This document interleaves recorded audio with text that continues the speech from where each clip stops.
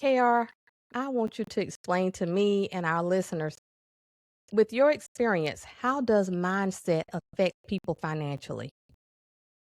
Well, I think it really goes down to what I started with the three D's: desire, discipline, determination. And once you have that right mindset, you understand that it's going to lock everything. So desire gets you fired up, make you want more every day, but desire doesn't get you results. Discipline is when you adopt routines and then you do what you actually say you're going to do. But determination is what gets you through those setbacks when it's much easier to quit, when it's much easier to give up. So if you embrace the three D's, now you're ready to go to war. And so what I mean by going to war is that you're really out there ready to chase your goals, whether they're emotionally, financially. You're ready to sit back and say, all right, these are the things I need to do in order to set myself up to be successful. So if you do what's necessary, then you do what's possible. You find yourself doing the impossible. So that's how I went from survival mode to structure to stability. Listeners, you do not want to miss this episode. If you need motivation, if you think that you cannot do it, or if you're like, well, this happened to me and I cannot do it, I am pleading with you to stay tuned, stay until the end of this video. You'll be able to get in contact with my guest. And welcome to Bartelle's Money Talk. And at this time, I will have KR introduce himself. So I'm so excited to be on your platform. My name is Kevin KR Robinson. I go by KR. I grew up in Philadelphia on welfare with 7 siblings, single parent household. We moved around at least 18 times before I turned 18. So I got used to this idea of instability, uncertainty, and living without a margin of safety. What that did is put me in a place where I was like, look, if my life is going to change, it was going to be because I changed. And so I changed my life around and was able to go work on Wall Street, then buy real estate. So that's like a quick rundown. And I'm an author of the USA Today bestselling book, Can't Break Me, which just came out May 12th. So make sure you guys go get a copy if you haven't. Yes, and we will provide all of that information in the show notes. And as we go along, KR will tell you how to reach him. You cannot break me. Tell us the title of the book one more time. So the title is Can't Break Me. And pretty much it talks about my life going from a negative net worth to becoming a multimillionaire and coming back to the Philadelphia area where I own over 160 units, hiring family members and friends, helping them figure out ways to improve their current state of life, where they're buying assets, they're learning business, and not just me going off to be successful, but it talks about how I'm not self-made, I'm community made. Oh, wow, that is powerful. And but what intrigued me about your story is you moved 18 times, and based on what I know, you have like 160 units now. That is correct. Your mom was single, 7 siblings you said you had. What in the world happened in your life to trigger you to say, I'm not going to allow my life, my childhood to determine my future? Because seems to me it had to be something that got you out of that. Can you share that with us, please? Yes, and so my mother was a hardworking, a single mother, not that educated and struggling, and she had spent a summer, which turned into a 2 year period, where she said, "Hey, you're going to go spend some time with your stepdad and Father Charles." I talk about him in the book. We lived in a studio apartment where we had a hot plate, no stove, we had a bathroom sheet, and no bathroom door. We had a bathtub and no shower. And we had 15 people competing for space with rats, roaches, and flies. And at that moment, my multiple siblings had children at 14, 15, 16. They got back to back getting pregnant. And some of the baby dads lived with us. I didn't know why it was that. But I looked at my stepfather at that time and he said, don't be an F up like me and everybody in our family. And that was the first time some adult had told me that. I was actually in 8th grade, and I remember my report card vividly, where I had 3 B's and 4 D's and 1 C because I'm cute. And I had no A's and I missed school. And from 4th grade to 8th grade, I was smoking weed and I was also drinking. And so it was at that point I decided to take the perfect from the imperfect person. He said, do as I say, don't do as I do, because he smoked a lot of weed and couldn't keep a job.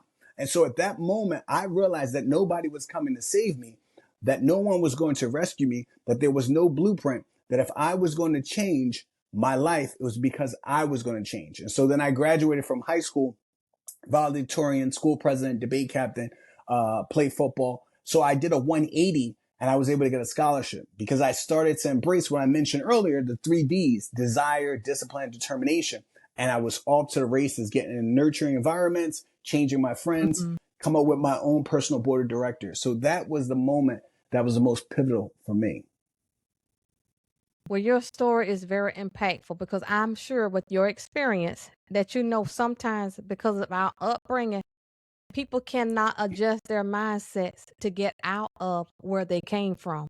And so I want to commend you and let you know that I Thank you. admire you that you broke free of it. And basically, really, you're a multimillionaire now. And that Yes, does not yes. represent your childhood at all. Mm. No, it does not. It's really, it's crazy. Sometimes it's very magical to go from basically going living in those conditions to now owning multiple buildings, 24 unit, 14 unit with a restaurant, 12 unit building, 6 units, and have my name on it. And so it's really rare to go from family of very little means, and you go off to Ivy League school. I went to Dartmouth, Tech School of Business at Dartmouth to get my MBA. I worked at Goldman Sachs. I wrote a USA Today bestseller 2 weeks in a row this year. Can't Break Me. And so my life has been very interesting. And I named the book Can't Break Me because when I went off to Bowdoin College on a presidential scholarship, my brother, 1 year, my junior, he went off to prison for attempted murder. He got sentenced 12 to 20 years.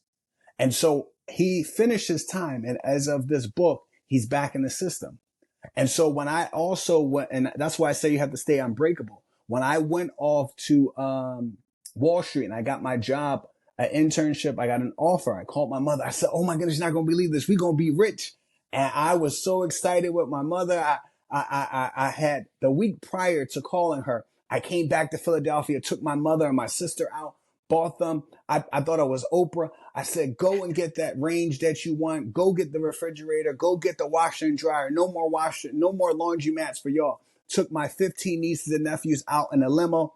Of course, it was a used limo. And we went to the arcade said, "Play whatever game y'all want." Then I took them out to eat, a nice little Chinese buffet. I said, "Get whatever you want. You want orange chicken? You want Hawaiian punch? You want orange soda?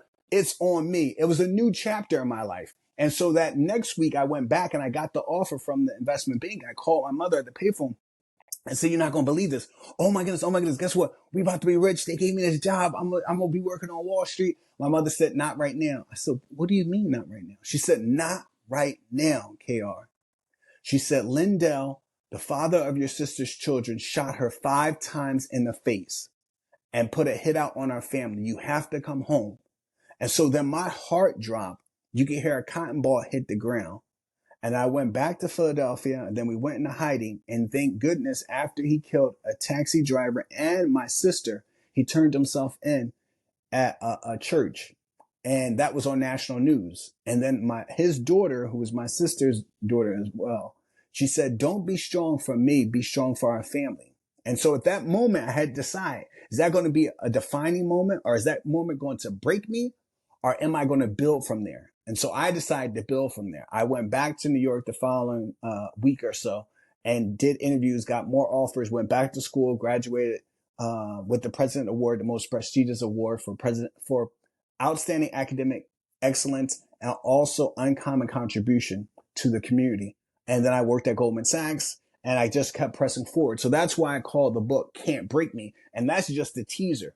It's a fascinating read. Well, if my husband would tell you anything, it take a lot to get me quiet. But I'm like, you have completely stunned me with this story. So what I can tell you, KR, I don't think anyone can come to you and complain about I can't do it. I was raised in the hood. Honey, you would be the wrong person for them to come talk because your story is so powerful. And to me, in my eyes, it's like you are a walking miracle.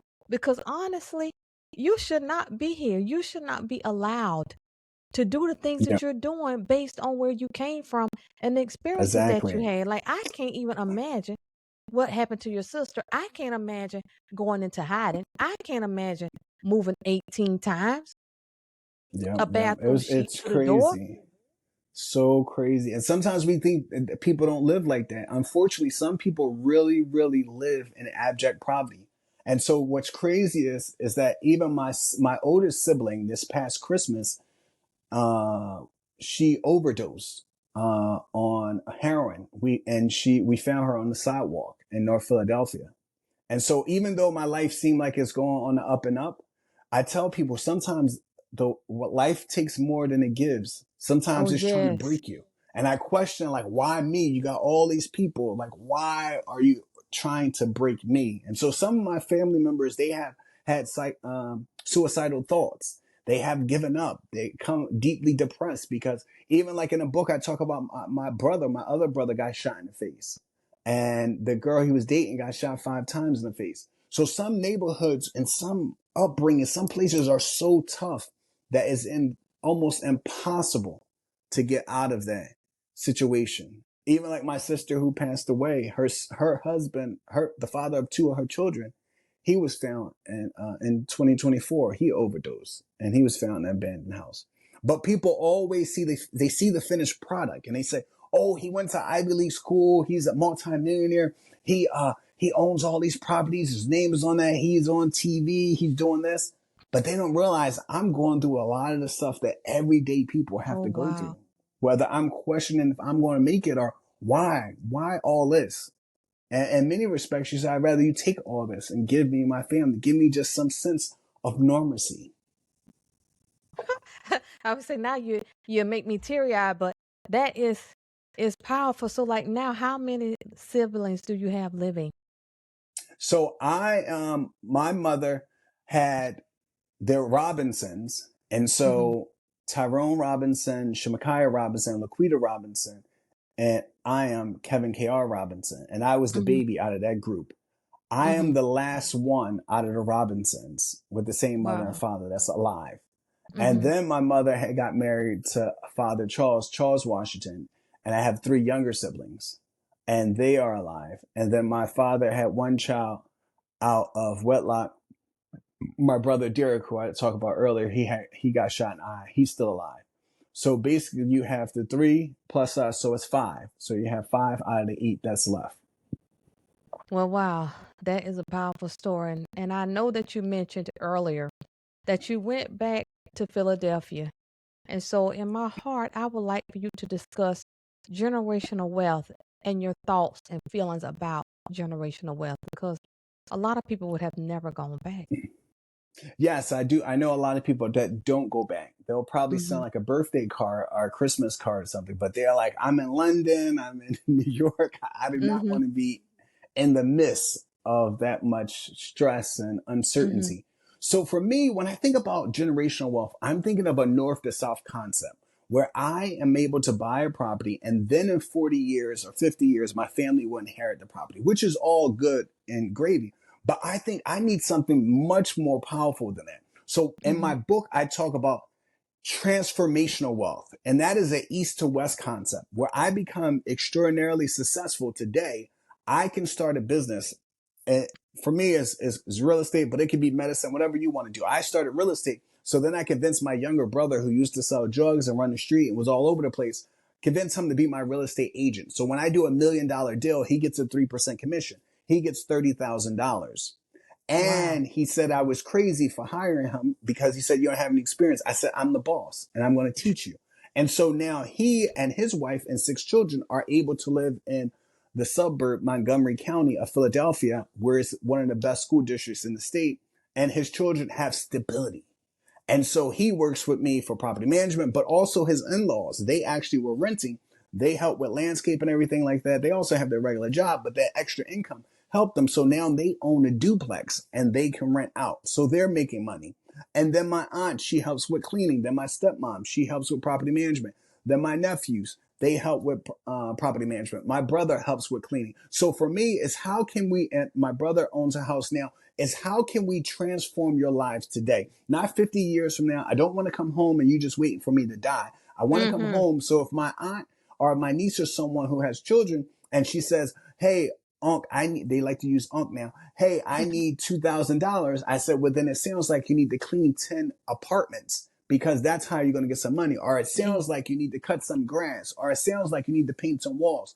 So for me, I'm more focused on transformational wealth. How can I Mm-hmm. transform your lives today? And I first start with my own family and then I work my way out for the larger community because it's one thing to serve on boards and stuff and say you can donate and help people, but then your whole family's falling apart. So for me, I got to make sure my own personal cup is full and now we can help everybody else. So I serve on nonprofit boards and I also hire people who are not related to me. But I want to make sure that I meet people where they are, not necessarily force them to become me. I want them to do what they love, what they think they do best, and give them the opportunity to mess up if that's what they do, but give them some grace.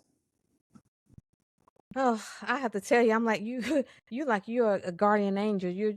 I mean, you're a very unique man because a lot of people nowadays they are so selfish, so self-centered, and they'll leave the little man behind. They don't care whether it's their Absolutely. family or not, but you're not leaving your family behind, and then you're pulling in others. So I think that's a great thing that you are doing. And so I you think we went need from it for our community. yes, Yep. we really do. Like we need more people like you in the world. You know, because it's like how you say your brother and his wife, they are living in the suburbs because you took a chance on him. And because you took a chance on him, he able to fly.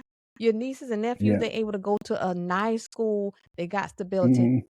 That really is generational wealth. Like it's money, but it's more than money, if I can say that.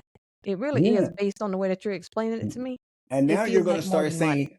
you're going to start saying transformational wealth because generational, we got to wait a whole damn generation. You're going to Yes. say transformational wealth. We want to transform people's lives today, not 50 years from now. How can we transform people's lives today? Make it Oh, happen today. I love that. I love that. And before we end, I want you to tell people, I'm sure people are wondering, how did you go from poverty to owning 160 units? Like it takes money to do that. Hmm. Can you tell someone who Yes. might be intrigued with your story, how Yes. in the world did you do that? And so I definitely started with the 3 Ds, which was desire, discipline, determination. But then I had to focus on, I talk about in my book, the 3 Cs, which is intellectual capital. Whether you're learning in the classroom or outside the classroom, you have to learn. The next one is social capital. You have to build these relationships so you can leverage them to affect change in your life and other people's lives. But the Hmm. other one is going to be financial capital.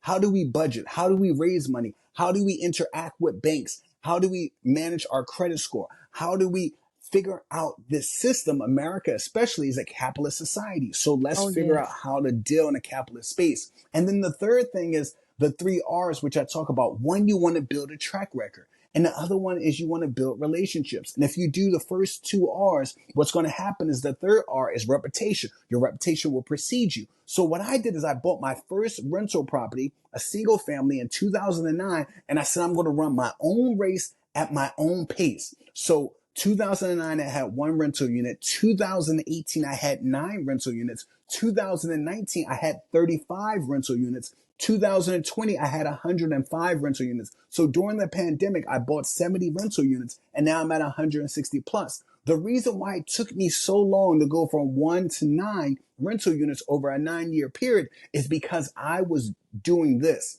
I said, I'm going to live off my 9 to 5 job, pay for everything, take care of that. And my rental properties, I don't want to mess up. I don't want to use hard money lenders. So I'm going to buy one property per year on average. Of course, 1 year I probably bought two, but I'm saying one on average because Hmm. I want to make sure that I understand how to work with a contractor, how to find the tenant, how to rehab the property, how to talk to the lender, how to prove to them that I know what I'm doing, that therefore this is a real track record that I'm building. Then I would do another one. It's like you're building the blocks. You're building the blocks.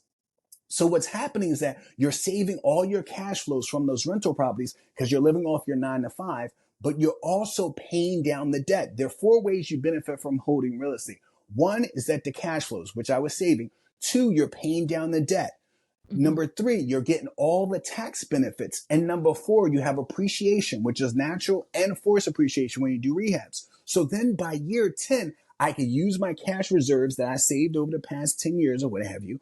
And I can also borrow against the equity because now the properties have a lot of equity. I can borrow against that, and you can take out loans that you don't pay taxes on loans and use that for the down payments to start buying apartment buildings. And now you convince the lenders that you know what you're doing, you Mhm. have the track record, you have the relationships, and you have the capital. So now you can go big. And so therefore, that's why I tell people things done well are done soon enough. And then I stress, if you do what's necessary, then do what's possible, you will find yourself doing the impossible. See, that's a book right there. Oh, That thank you. was Thank you. good. Yeah, that was good. And so, can you tell the listeners a little bit about your book so they can get intrigued and know that this is a book that they need to buy? Because the title alone is like, what does he mean about that? So, tell us a little bit about the book. So the full title, it is Can't Break Me, How I Shifted My Mindset and Overcame the Odds. And so it talks about me going from a negative net worth, having nothing, no resources. All I had was love. And that was from family. They probably didn't have anything else, but they said, we're going to love you and we're going to love you Mm-hmm. hard. And Mm-hmm. then I became a multimillionaire. Basically, it's a blueprint of not necessarily my journey of how I became successful, but it Mm-hmm. lays out what can happen when you have a life that is committed to excellence and discipline. So I wasn't always disciplined. I wasn't even a talker. I had to learn how to, one, admit that I don't know everything. So you have to be vulnerable, but you Mm-hmm. also have to be committed to getting help from others. I remember my mentor would take me out for Chinese food. And I said, can I get a rent fried rice? And he said, what? I said, a rent fried rice. He said, you meant shrimp fried rice? I said, yes, but you say it weird. And so I went out and got me a high school teacher who will coach me on how to enunciate words once a week in high school. Wow. And I also did it in college. I got a theater professor to teach me how to enunciate words because I wanted more for myself. I knew I didn't have the answers. So the book is teaching you how to be vulnerable, how to get in nurturing environments, how to create your own personal board of directors, people who care about you, who teach you, mentors and sponsors. Mentors pat you on the back, open doors, but sponsors put their name on the line for you. They also may put money in your pocket. And so I talk about how you can become resourceful, how you can change your mindset, how you can think about the world in a whole different way where you actually build that confidence. And a lot of people are just afraid. A closed mouth doesn't get fed. So the book Mm-hmm. is not necessarily a promise just to me. It's a Mm-hmm. promise to anyone that has ever felt stuck or felt as though the world was taking more than it was given. It gives you a roadmap on how to change your life and everybody around you. Well, that was good. And because of your experience, everything that you've gone through, I'm going to ask you to leave the listeners with one or two nuggets that they can take away from you. The number one thing I would say is in order to do something that you have never done, you have to become someone that you have never been. And that's the end be all. It Say stops that. with you. Can you say that one And more time? yes, in order to do something that you have never done, you have to become someone that you have never been. And I can't stress that enough. And the other thing I would stress is that you have to not get lucky. You have to get disciplined. And then you also need structure because structure is going to put you in a place where you can get to that level of stability financially and emotionally. But if you're running around on survival mode, you're going to be stressed out. You're going to always be in a hyper situation. So I want you to get to the structure level so then you can rip. Okay, so now, KR, if someone wants to find you, where's the best place where they can find you and tell us where we can buy your book? You guys can find me at KAYR Motivates on all social media. Again, that's KAYR Motivates. You also can get my book from wherever you buy books. If you go to my website, I'm giving away the free prologue, and that is kayrmotivates.com. That's kayrmotivates.com. Trust me, you guys want to stay locked in. I'm doing a book tour, speaking around the country, Yale University, Dartmouth, Bowdoin. I'm going back to Dartmouth, just was there. Morehouse, Spelman. I'm all over the place because I think this message is important. It is important. So listeners, if you have been intrigued, if you want to change your life, I encourage you to reach out to KR, go to his website. But most of all, if you want to change your life, please purchase the book. He is here because we trust him. He brings value to you. We're trying to help you change your life with your money and your future. Buy the book. Reach out. Thank you so much for watching. And KR, thank you so much for joining me. This has been eye-opening, motivating for me, and I have enjoyed speaking with you. Thank you so much for joining Bartelle's Money Talk.